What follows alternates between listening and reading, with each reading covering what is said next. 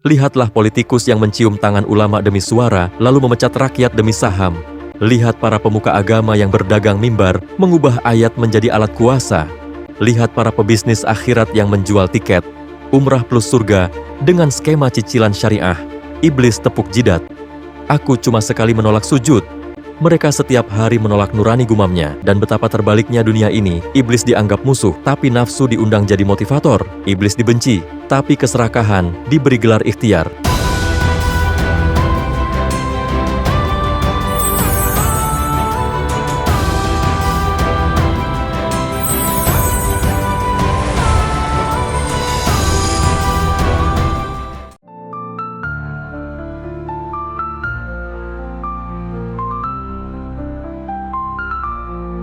Sejarah sering ditulis oleh pemenang, tetapi agama sering ditafsirkan oleh yang merasa menang, meski belum tentu benar. Dalam panggung, teologi yang berdebu oleh ribuan tahun, repetisi dogma, satu sosok terus dipajang sebagai kambing hitam abadi. Iblis, ia diposisikan sebagai antagonis sejati, biang keladi kejatuhan Adam, sumber dari segala makar, dan alasan mengapa umat manusia harus terus bersujud sambil gemetar. Tapi apakah benar demikian? Kita telah terlalu lama terbuai narasi satu arah, bahwa iblis adalah makhluk terkutuk, pengkhianat, durhaka dan pembangkang. Tak diberi ruang untuk bicara, apalagi membela diri. Bahkan sebelum ia buka mulut, vonis sudah dijatuhkan. Sesungguhnya ia dari golongan kafir. Tapi tunggu dulu, apa benar sikap menolak sujud kepada makhluk adalah bentuk kekufuran? Atau barangkali justru itu bentuk paling jujur dari ketauhidan dalam dunia, di mana kesalehan diukur dari penampilan, kekuasaan dibungkus dalam jubah agama, dan setan dipakai untuk mengalihkan kesalahan sendiri. Iblis tampil sebagai simbol pembangkangan yang jujur. Ia tidak munafik, ia tidak menjilat, ia tidak pura-pura sujud, hanya demi menjaga jabatan malaikat. Dan ironisnya, ia justru dihukum karena tidak bersujud kepada selain Tuhan. Disinilah absurditas dimulai. Adam baru lahir, belum bisa bicara, belum punya riwayat amal, dan langsung dapat penghormatan kosmik, sujud massal dari para malaikat hanya karena perintah, bukan karena kelayakan. Dan satu-satunya makhluk yang bertanya, yang menolak karena prinsip, malah dianggap durhaka. Bukankah dunia ini aneh? Ketika seseorang taat buta, ia dipuji. Tapi ketika ia bertanya, berpikir dan bersikap kritis, ia dikutuk.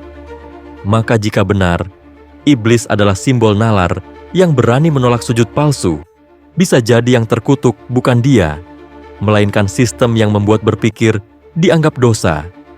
Kini setelah ribuan tahun dijadikan alasan atas semua keburukan manusia, iblis mengajukan gugatan, bukan untuk minta ampun, tapi untuk minta didengar. Ia tak ingin surga, ia hanya ingin klarifikasi sejarah. Jika manusia punya mahkamah konstitusi, maka semesta pun patut memberi ruang bagi mahkamah langit, tempat di mana bahkan setan pun boleh mengajukan hak jawab. Dan inilah panggungnya sebuah pengadilan kosmik, bukan untuk mengubah nasib, tapi untuk membongkar kepalsuan. Karena bahkan neraka pun bisa jadi suci jika ia dihuni oleh yang jujur. Di tengah lengang jagat, sebelum waktu terikat oleh jam dan kalender, satu perintah menggema di seluruh langit. Dentingnya bukan sekedar simbol ketaatan, tapi menjadi palu godam yang memecah kesadaran kosmik. Sujudlah kalian kepada Adam, dan semua pun tunduk. Semua kecuali satu. Dan semua pun tunduk kecuali satu. Satu yang memutuskan untuk tidak asal tunduk, sebelum tahu kepada siapa ia menunduk. Dialah iblis, yang bukan malaikat, tapi disuruh ikut protokol. Iblis yang diciptakan dari api, tapi disuruh hormat pada tanah liat. Dan inilah ironi ilahi pertama, ketika seluruh pasukan surgawi sibuk sujud massal tanpa tanya. Justru satu makhluk yang berpikir dituduh sebagai biang, durhaka. Padahal, bukankah Tuhan sendiri pernah berkata bahwa manusia akan jadi khalifah karena mampu berpikir, bertanya dan mengenal nama-nama? Lalu kenapa giliran iblis bertanya, dia justru dilabeli kufur. Mengapa aku harus sujud pada dia yang kau ciptakan dari tanah, sedangkan aku dari api? Sebuah pertanyaan logis. Bukan penghinaan, tapi logika di hadapan dogma sering dianggap pengkhianatan.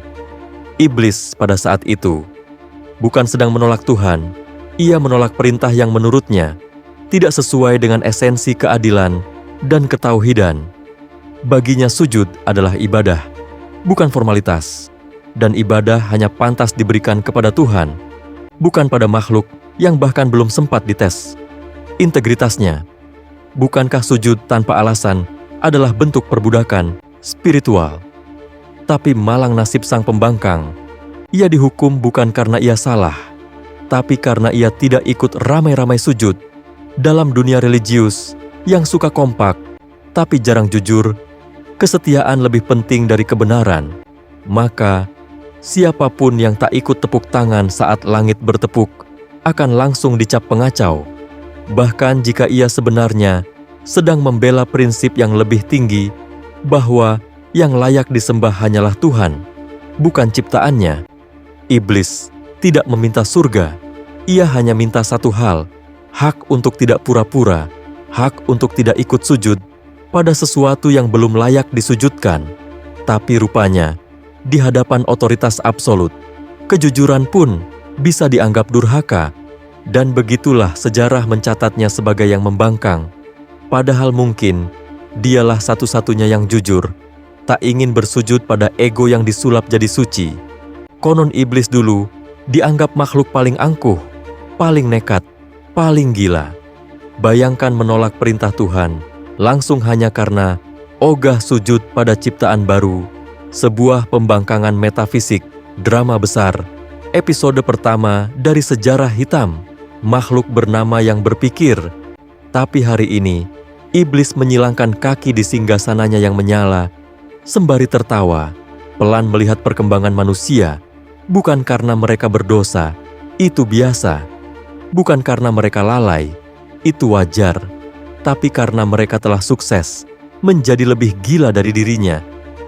Bayangkan, manusia membakar hutan atas nama pembangunan, lalu berdoa agar hujan turun. Mereka memproduksi hoaks setiap hari, lalu menyumbang Al-Quran ke pesantren sebagai amal jariah. Mereka mencaci orang miskin sebagai beban negara, sambil ceramah tentang zakat di Instagram, dan yang paling menggelikan, mereka menyebut semua itu ujian dari Allah. Alih-alih ulah sendiri, iblis hanya bisa menahan tawa, karena dulu ia dikutuk karena tak mau sujud. Sekarang manusia bersujud sambil mencuri, mereka menutup kepala, tapi pikirannya telanjang. Mereka membangun masjid megah di atas tanah sengketa, lalu bersujud sambil selfie pakai caption, "Masya Allah, indahnya rumah Allah." Kalau dulu iblis dituduh membangkang karena terlalu jujur, kini manusia dipuji meski jelas-jelas membohongi Tuhan. Lihatlah politikus yang mencium tangan ulama demi suara, lalu memecat rakyat demi saham. Lihat para pemuka agama yang berdagang mimbar, mengubah ayat menjadi alat kuasa. Lihat para pebisnis akhirat yang menjual tiket umrah plus surga dengan skema cicilan syariah. Iblis tepuk jidat. Aku cuma sekali menolak sujud. Mereka setiap hari menolak nurani gumamnya. Dan betapa terbaliknya dunia ini, iblis dianggap musuh, tapi nafsu diundang jadi motivator. Iblis dibenci, tapi keserakahan diberi gelar ikhtiar. Iblis dikutuk, tapi kedengkian dijadikan bahan konten dakwah. Kini neraka bukan lagi 4 hukuman, ia jadi tempat istirahat bagi yang jujur, tapi kalah dalam dunia yang memuja kepalsuan, sedang surga. Entahlah terlalu banyak proposal sponsor, terlalu banyak klaim sepihak, maka iblis pun tertawa. Bukan karena ia menang, tapi karena ia sadar. Manusia telah menciptakan versi baru dari kegilaan, yang bahkan ia sendiri tak pernah bayangkan. Bayangkan sejenak, suatu malam yang lengang di tepi api abadi. Iblis memandangi bayangannya sendiri. Api menyala lembut di bola matanya. Tapi untuk pertama kalinya, ada keheningan dalam dada. Makhluk yang selama ini dituduh paling gaduh. Lalu ia bertanya pada dirinya sendiri, Bagaimana kalau aku kembali sujud? Bukan karena menyesal, bukan karena takut, tapi karena ingin tahu apa jadinya dunia jika ia tak bisa lagi dijadikan kambing hitam. Bayangkan esok pagi para ustadz kehilangan bahan ceramah, tak ada lagi setan menggoda, tak ada lagi iblis memperdaya. Lalu siapa yang akan mereka tunjuk saat muridnya hamil di luar nikah, saat jamaahnya tertangkap korupsi berjamaah?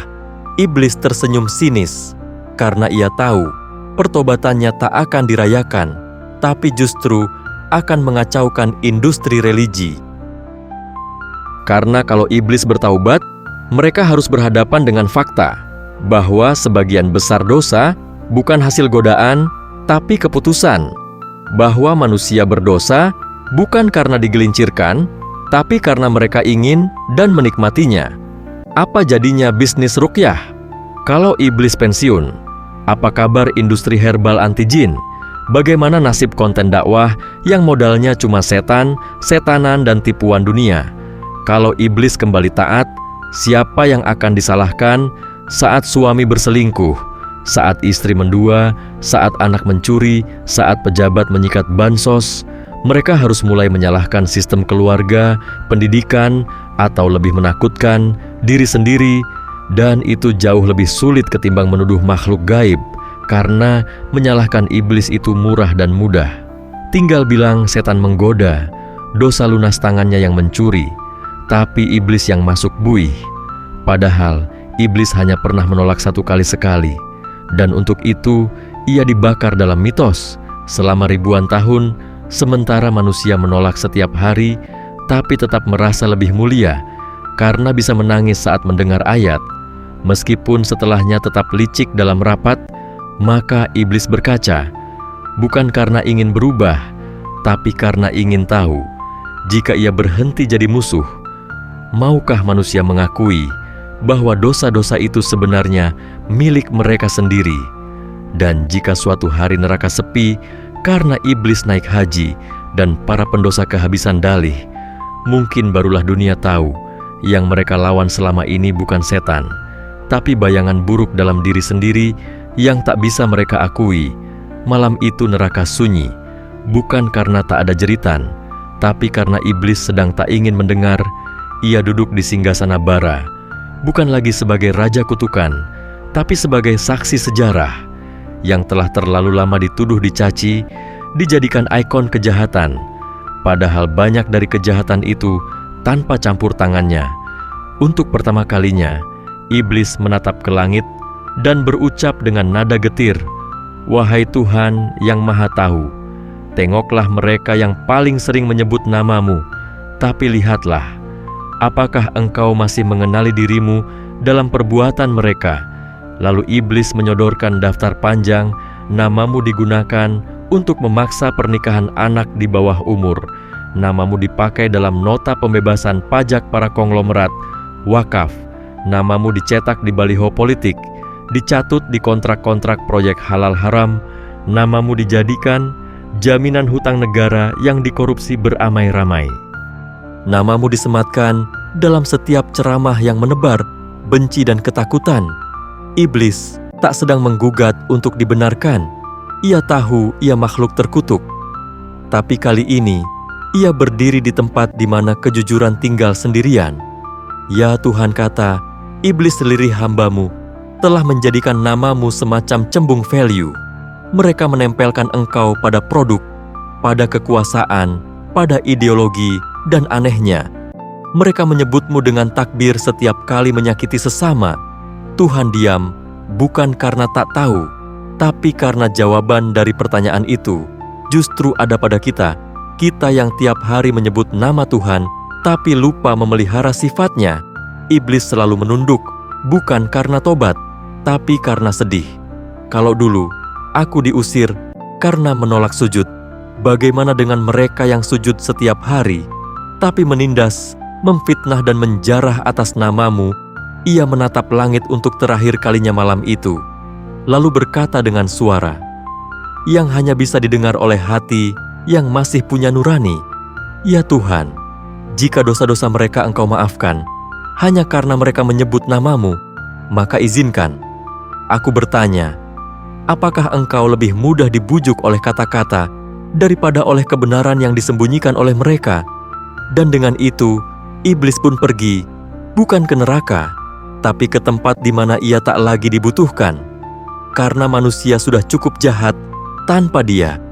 Jika kau merasa terusik membaca ini, mungkin bukan karena tulisan ini terlalu berani, tapi karena kau tahu dalam hatimu sendiri ada bagian dari iblis yang sedang mengangguk pelan dan diam-diam mengakui bahwa ternyata iblis lebih baik daripada manusia.